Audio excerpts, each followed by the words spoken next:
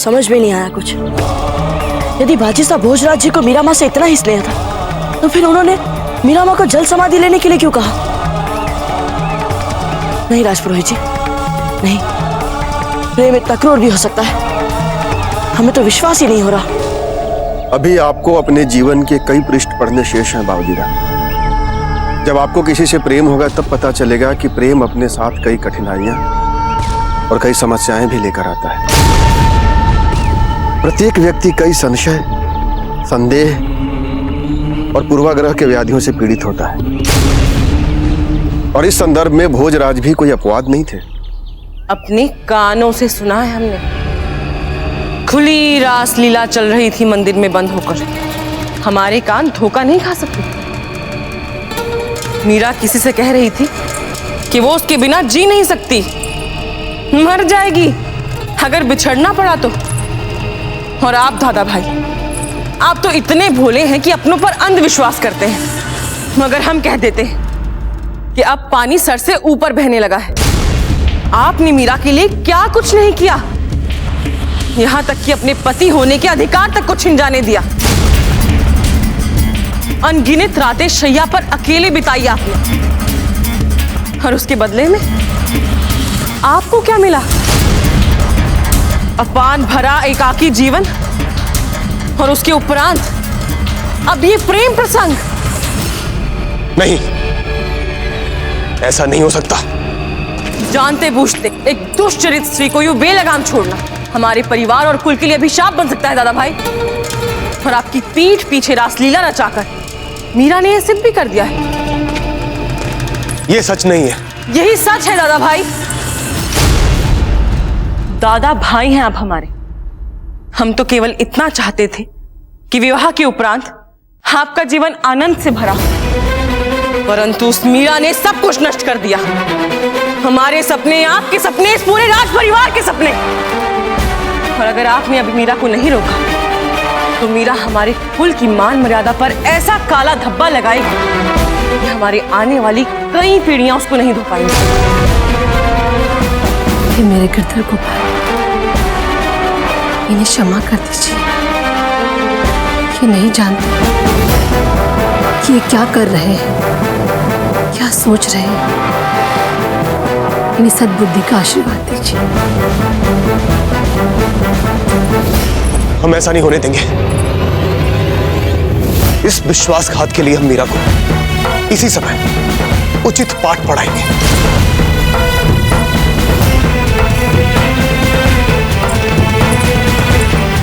कुंवर भोजराज, क्रोध विवेक का शत्रु होता है। कुछ भी निर्णायक रूप से करने से पहले इस आरोप का सत्यापन अवश्य कर लीजिएगा, क्योंकि हम ये बात मानने को तैयार नहीं है कुंवर जी कि मीराबाई जैसी धर्मपरायण बहू ऐसा कोई अवंचित कार्य कर सकती। हाँ हाँ, मत मानिए हमारी बात, कर लीजिए जाकर पहले सत्यापन। हमने कुछ भी अपने मन से नहीं कहा। हर रात होने वाली रासलीला के कुकर्म को अपने कानों से सुनकर आए हैं हम, तभी जाकर बोले हम दादा भाई को। ठीक है, आज रात हम स्वयं पता लाएंगे। और उस रात भोजन करवाने के बाद भोजराज की शैया संवार के जब मीराबाई उनके कक्ष से गईं, तो भोजराज ने छिप के उनका पीछा किया।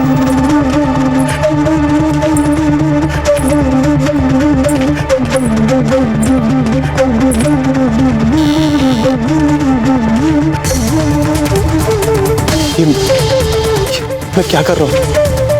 अपनी देवी समान पत्नी पर संदेह, ये हमें उचित प्रतीत नहीं हो रहा है। क्या हुआ दादा भाई, आप रुक क्यों गए? चलिए अंदर चलिए। क्या आपको सच का पता नहीं लगाना? चलिए हम आपके साथ चलते हैं।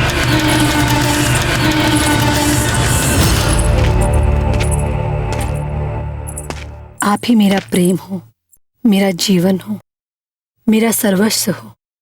आपको जानने के बाद, आपको चाहने के बाद मुझ में मेरा रहा ही कब। मैं तो आपकी हो चुकी हूं पूरी। कहा था ना हमने आपसे अब स्वयं अपने कानों से सुन। बस जो भी हो, आपकी ही हूँ। खड़े क्या हैं दादा भाई? दरवाजा खोलिए और चलिए अंदर।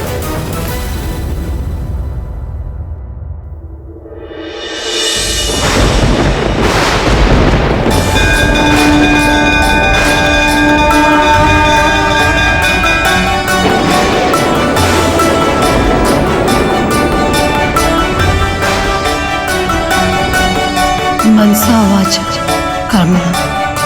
अब तो बस मैं आप ही में लीन हो जाना चाहती हूँ गिरधर गोपाल। चित्त में मैं मिट चुकी हूँ और मेरे चित्त में सिर्फ आप ही हैं। एक ही इच्छा है मोहन मुकुट वाले, सदा सदा के लिए हमें अपने शरणों में ले लीजिए गिरधर गोपाल।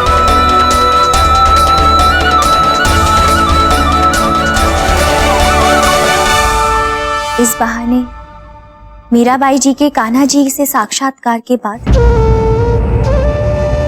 उनके पवित्र आचरण को लेके भोजराज जी के मन में कोई संदेह नहीं बचा, है ना जीजा? नहीं,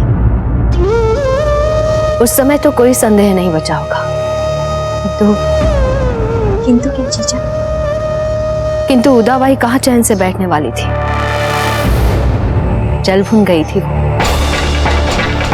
झूठी जो साबित हो चुकी थी। और यही बात सहन नहीं हो रही थी उन्हें।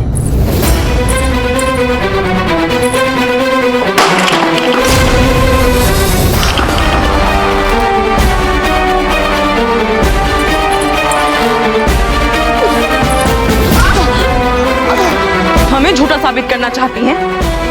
हमें नीचा दिखाने का प्रयास किया आपने? बताइए, काला जादू था क्या वो आपका? बताइए मीराबाई, बताइए। आज हमें अपने प्रश्नों का उत्तर चाहिए आपसे। उदा भाई, वो एक क्षण था जब हम अपने गिरधर गोपाल के साथ होते और वो हमारे साथ होते।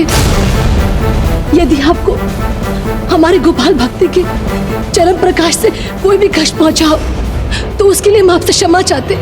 हमें क्षमा कर दीजिए। नहीं मीराबाई, आपको हमसे क्षमा मांगने की कोई आवश्यकता नहीं। किंतु आपने जो हमारे आत्मसम्मान को ठेस पहुंचाई, उसका आपको ऐसा दंड मिलेगा, ऐसा दंड मिलेगा कि आपको अपने जीवन तक से घृणा हो जाएगी। बहुत उछलती है ना आप दादा भाई भोजराज के बल पर, किंतु आपको बहुत जल्द पता चल जाएगा कि जो स्त्री अपने पति के साथ उसकी शैया तक बांध नहीं सकती, उस पति पर भी उस पत्नी का कोई प्रभाव नहीं है।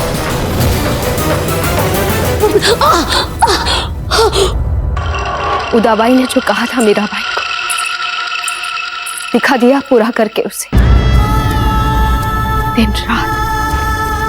दिन रात भड़काती रही वो भोजराज को कि काला जादू करती है मीराबाई अपने पापों को छुपाने के लिए। देवी नहीं है वो डायन है, क्योंकि मीराबाई ने कृष्ण के प्रति अपने अगाध भक्ति के लिए कभी किसी को कोई स्पष्टीकरण नहीं दिया था। इसी बात का लाभ उठाकर उदाबाई ने मीराबाई के प्रति भोजराज के मन में विष घोलना आरंभ कर दिया। ऐसे में दरबार के कुछ ईर्ष्यालु सामंतों ने लोकलाज और राज परिवार के मर्यादाओं को आधार बनाकर भोजराज को मीराबाई के विरुद्ध बात बात पर भड़काकर उन पर दबाव लाना आरंभ कर दिया।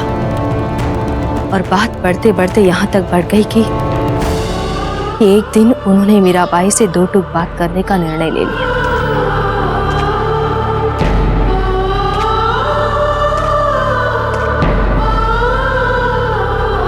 मीरा जी, आपसे कुछ बात करनी थी।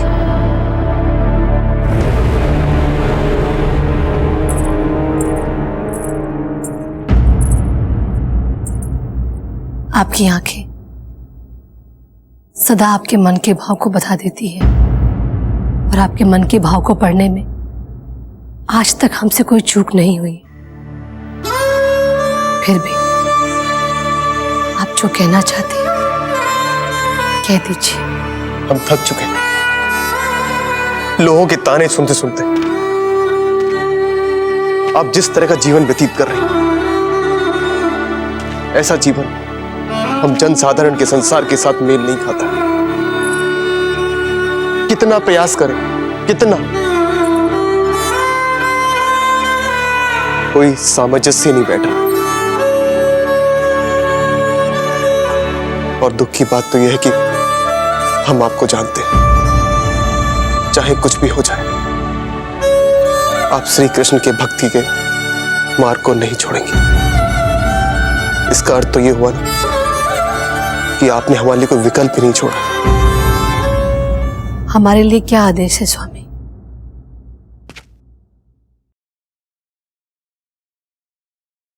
राजघराने की मान मर्यादा की रक्षा के लिए हम आपको आदेश देते हैं कि आप जल समाधि ले लें।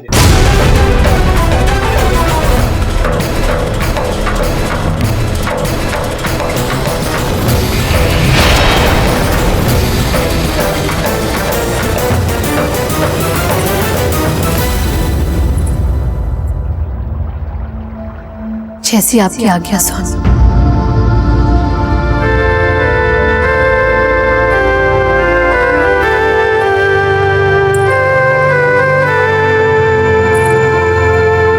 स्वामी, हमारे जाने के बाद अपना ध्यान रखिएगा। एक ऐसी स्त्री से विवाह कीजिएगा जो आपको सांसारिक सुख दे सके। हम आपके लिए एक आदर्श पत्नी नहीं साबित हो सके, इसके लिए हमें क्षमा कर दीजिए। मेरे गिरधर गोपाल हमेशा आपका ख्याल रखेंगे।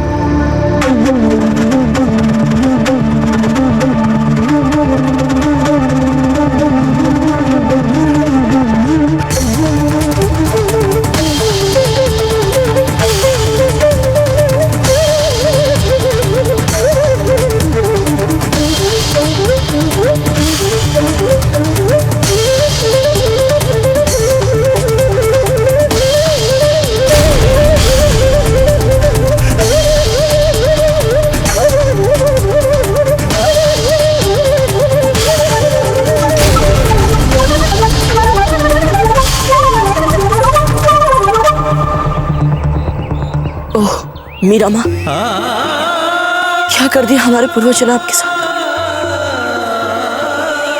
कैसे क्षमा मांगेंगे हम आपसे? कैसे?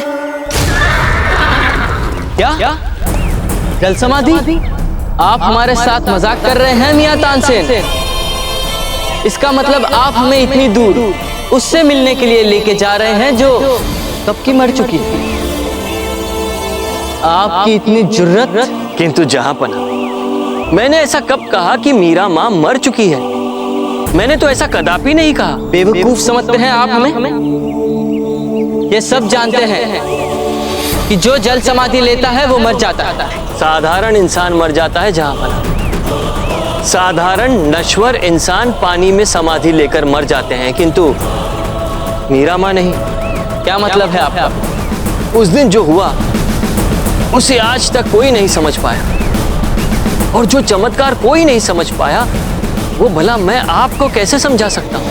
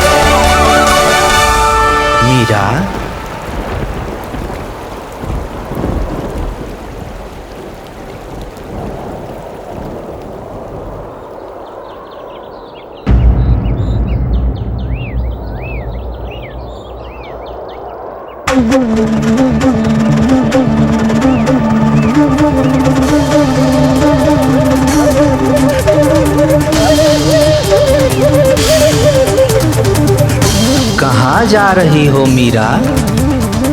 सदा सदा के लिए आप में विलीन होने। हमारा संबंध इस संसार को स्वीकार नहीं है प्रभु। जग छोटे हरी मिल में। हमसे मिलना है तो वृंदावन आ जाओ। प्राण क्यों त्याग रही हो? इन प्राणों में तो हम हैं।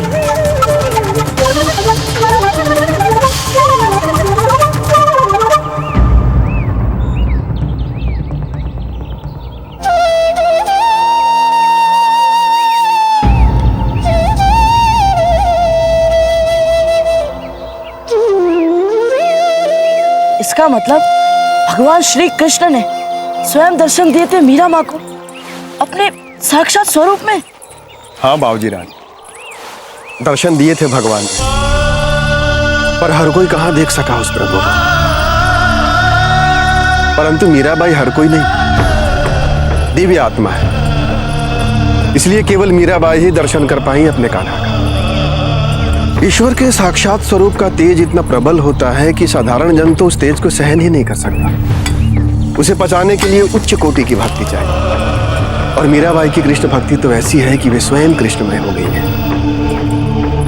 धन्य है मीराबाई। ये तो सुनकर इतना अच्छा लग रहा है राजपुरोहित जी। वाह। फिर क्या हुआ था पुरोहित जी? फिर क्या होना था? मीराबाई ने अपने आराध्य का आदेश माना और चल पड़ी वृंदावन। वृंदावन? तो फिर हम द्वारका क्यों जा रहे हैं? क्योंकि इस समय मीरा माँ द्वारका में ही है। वे तो एक महान भक्त है, एक दिव्य आत्मा है। वे तो अपने कान्हा के आज्ञा का पालन करते हुए वृंदावन चली गई और पुनः अपने कृष्ण की आज्ञा का पालन करते हुए ही द्वारका लौट चुकी हो। जिसके तार सीधे सीधे कृष्ण से बंधे हो, वो किसी एक विशेष स्थान पर बंधी नहीं रह सकती। मीराबाई के बारे में इतना सब कुछ बताने के लिए शुक्रिया मियां तानसेन। अब तो उस सूफी औरत के दीदार के लिए हमारे बदन की एक एक रग फड़फड़ाने लगे। गौर से सुनो सब, अब हम द्वारका तक के सफर में बीच में कहीं नहीं रुकेंगे। परंतु शहंशाह, हमारे घोड़े भूखे प्यासे हैं, इन्हें तो कुछ दाना पानी देना ही होगा। नहीं मियां तानसेन, इन घोड़ों को भी पता होना चाहिए कि वो किसी आम इंसान को नहीं बल्कि शहंशाह हिंद को ले जा रहे हैं।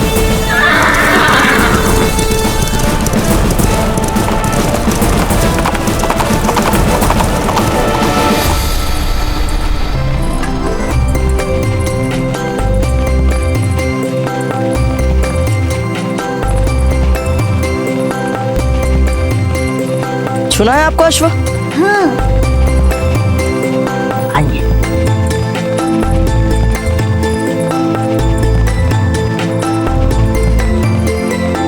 मैं माँ को जाके बताऊंगा कि मैंने घोड़े को छू लिया।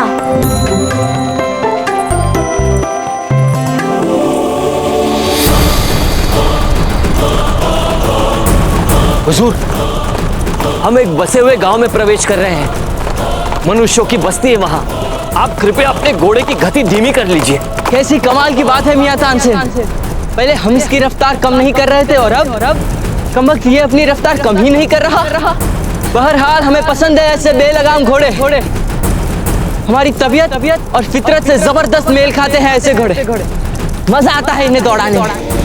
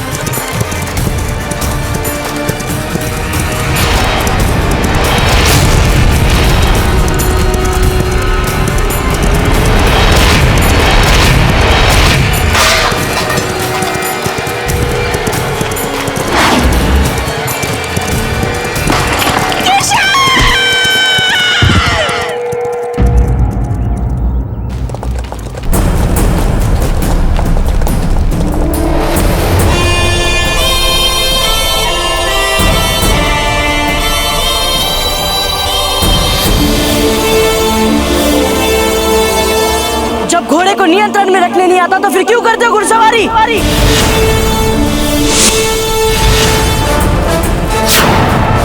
तुम्हारी इतनी जुर्रत